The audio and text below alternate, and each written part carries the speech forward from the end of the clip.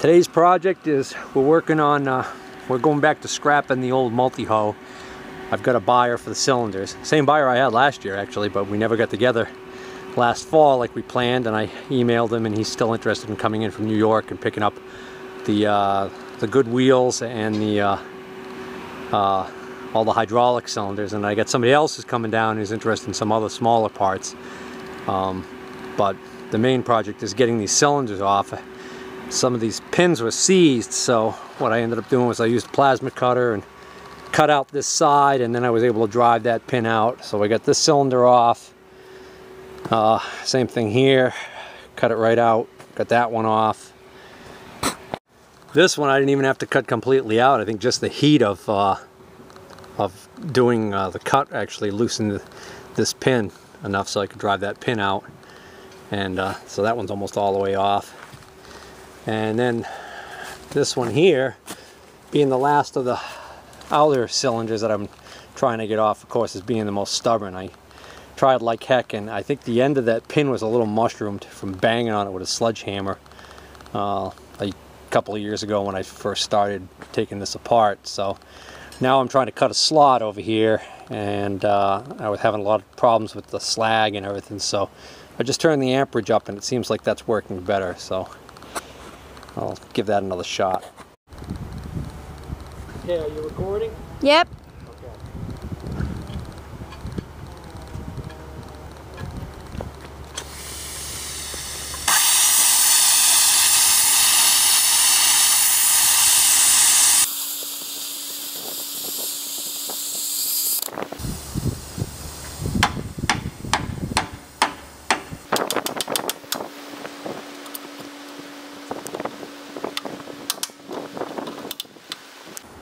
That should do it. Alright, stubborn.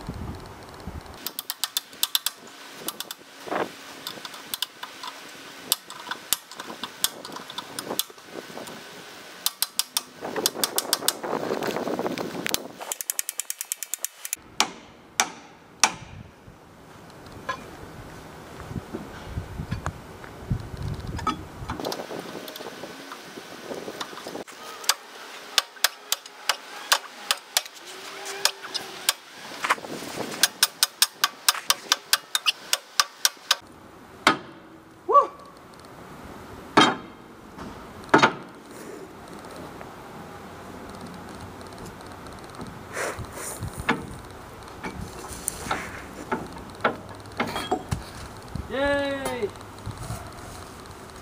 It's supposed to cheer. Yay! Yay!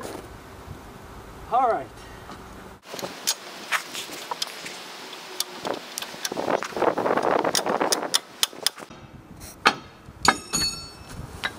Woo! Woohoo! Woohoo! It's a heavy.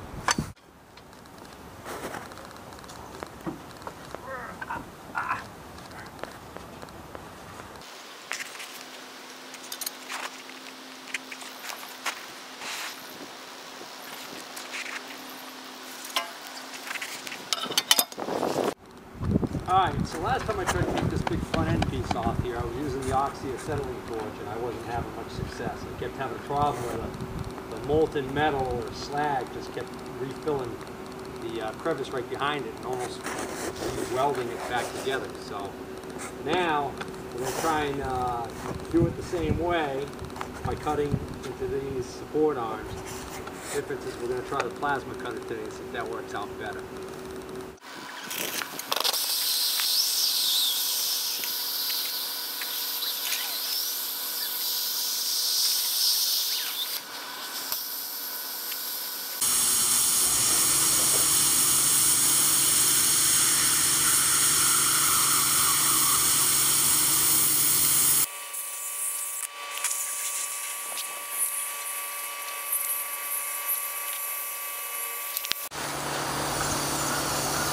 That's a lot better than the oxyacetylene torch.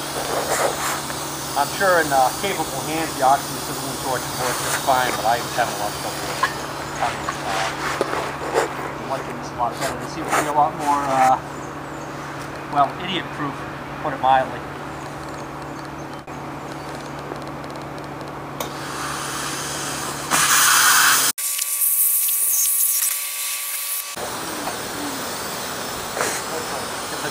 bottom cut before I do the last side here, just in case this thing wants to try and drop off. They're not supposed to be watching there. What? But they're not supposed to be watching there. I'm looking through this thing. A plasma cutter is not really like an arc welder. And a lot of what I'm doing is this here, so they get the backside of it.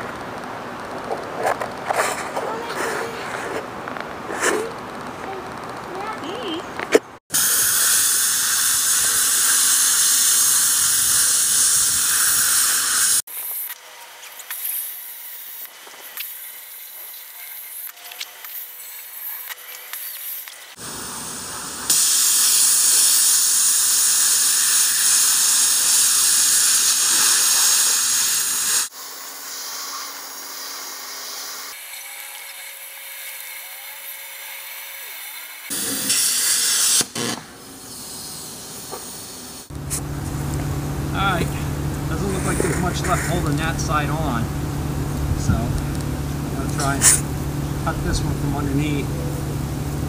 It should stand clear when that drops off. Heavy.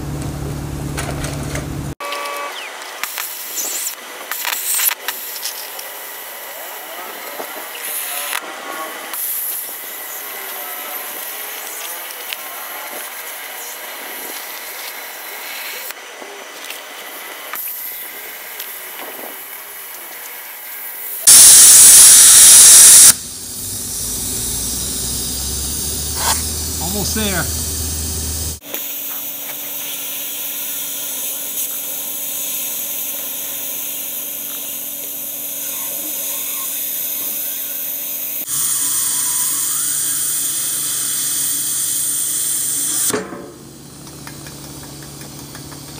Yay!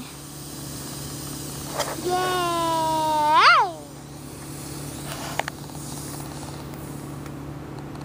It finally cut. Yippee! Cut! Okay, so now before I take this loader arm off, what I'm going to do is I'm going to take this upper arm here off, and this pin is seized, so actually I'm not sure if it's seized or not. I don't think I even tried taking this one off. Oh yeah, the problem with this one is I can't drive this one out because it hits the tank. Alright, so the camera memory filled up yesterday while I was cutting this up, and now today I moved it back over here off to the side, and I'm getting the cylinders and the other things. I'm using the Oliver 770 to move those parts out of the way. Just give you a quick rundown of what I ended up doing. I ended up getting all the cylinders off, and except for the two swing cylinders, they're kind of going to be a real pain in the you-know-what because of the proximity that they are in the machine. So I'm going to probably hold off on getting those out for now. But I got the rear ones out. You can see that's pretty thick steel, and the plasma cutter handled that no problem. So pretty happy with the performance of that unit. Here we go on this side, and then like up here, it's even thicker. You know, a lot of that's where the molten metal kind of moved over, but where that red is, that area right there, you can see that's actually the thickness of the metal, so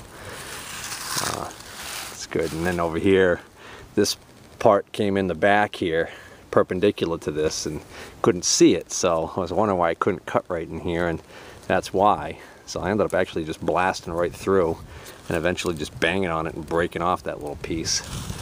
So I was able to get that off, and then I cut the arms off.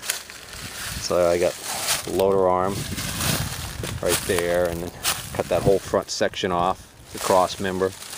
I already brought that over to the scrap pile. Some of this I might try and cut pieces out of for projects, and some of that I might just bring right to the scrap yard the way it is. But that worked out pretty well. But now what's driving me crazy is the Oliver. So I'm going to shift gears and see if I can't fix a little problem on that that's really